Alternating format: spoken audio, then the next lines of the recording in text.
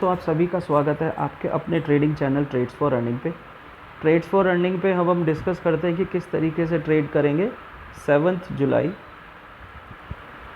Monday के लिए, right.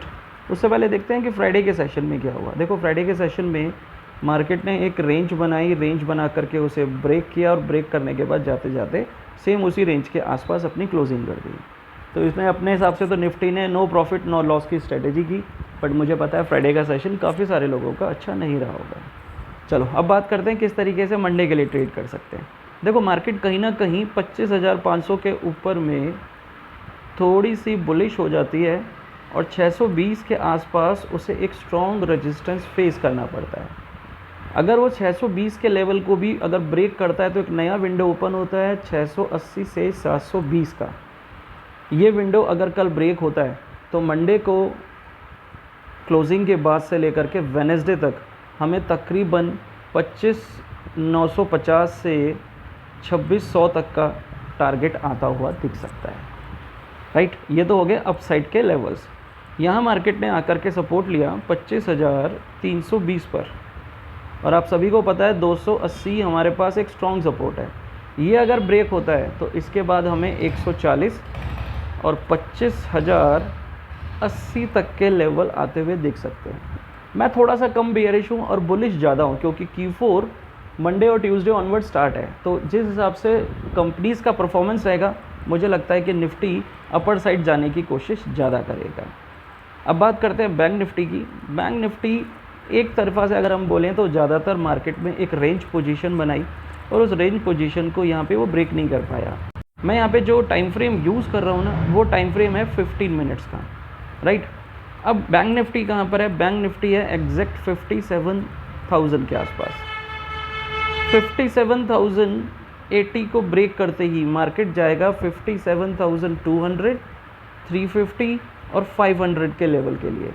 और मुझे लगता है कि कल ये लेवल आ सकते हैं, क्योंकि मार्केट में एक अच्छी खासी बूम कल देखने को मिल सकती है। डाउन साइड जैसे ही 56,500 ब्रेक होता है, आपको 55,950 तक के टारगेट कल के लेवल में आते हुए दिख सकते हैं। इसके पीछे एकमात्र रीज़न ये है कि NBFCs की भी अच्छी पिटाई अभी चल रही है, तो उसका भी रीज़न यहाँ पर आपको देखने को मिल सकता है। टारगेट अगर हम फॉलो करना चाहें तो टारगेट मुझे लगता है कि हमें दोनों तरफ के लेवल्स, अप साइड भी और डाउन साइड भी, दोनों तरफ के लेवल्स आते हुए मिल सकते हैं। स्ट्रिक्ट SL के साथ ट्रेड कीजिएगा बैंक निफ्टी में और अपनी प्रॉफिट को सिक्योर कीजिएगा। अब बात करते हैं यहाँ पे सेंसेक्स की। सेंसेक्स 2 दिन से अगर हम कहें तो एक तरीके से रेंज में ही वर्क कर रहा है और कोई खास स्पेसिफिक मूवमेंट या बड़ा मूवमेंट इसमें नहीं आ रहा है। ऐसा ही बड़ा मूवमेंट मैं कल इसमें नहीं देख रहा हूँ, क्योंकि ट्यूसडे को इसकी एक्सपायरी है। तो मुझे लगता है कि कल फिर ये कंसोलिडेट करेगा और एक्सपायरी वाले दिन एक अच्छे तरीके से ब्लास्ट हो सकता है।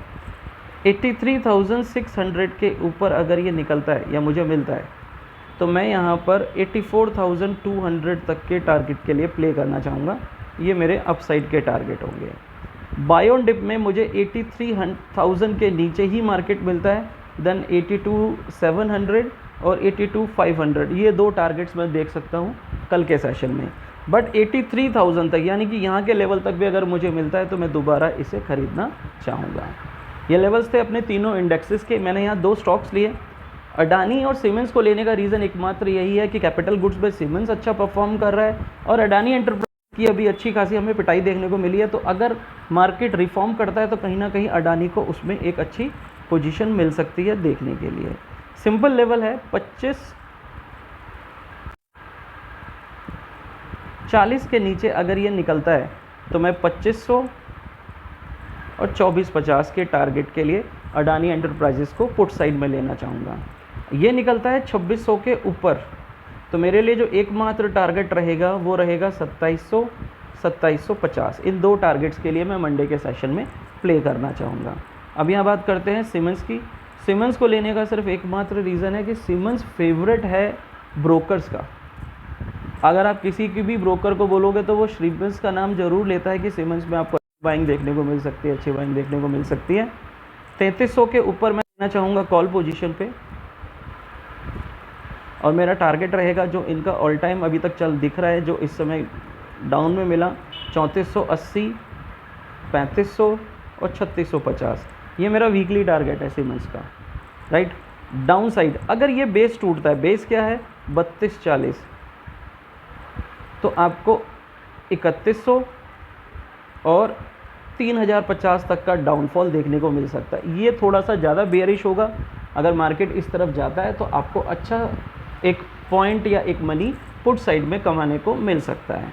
तो ये थे हमारे कुछ लेवल कल के लिए, जिनको आप फॉलो कर सकते हैं। लेवल्स अगर क्लियर नहीं हुए तो वीडियो को आप एक बार फिर से देखिएगा और अपनी पोजीशंस बनाइए, क्योंकि अब मुझे लगता है कि इंडेक्सेस में एक अच्छा बूम आने का टाइम है। इसके अलावा एक और इम्पॉर्टेंट चीज़, FIIs अपना माल बेच के गए हैं तकरीबन 800-900 करोड़ रुपए, तो सुबह आपको एक हल्का सा डाउनफॉल दिख सकता है। दूसरा एकमात्र रीज़न और है कि कल US मार्केट फ्राइडे के सेशन में बंद था। अब वो जब तक कल दोपहर को US फ्यूचर ओपन नहीं होते तब तक मार्केट फिर मैनिपुलेट करेगा। तो इससे भी बचने के लिए, आपको ट्रैपिंग से बचने के लिए आपको लेवल्स को स्ट्रिक्टली फॉलो करना है, राइट।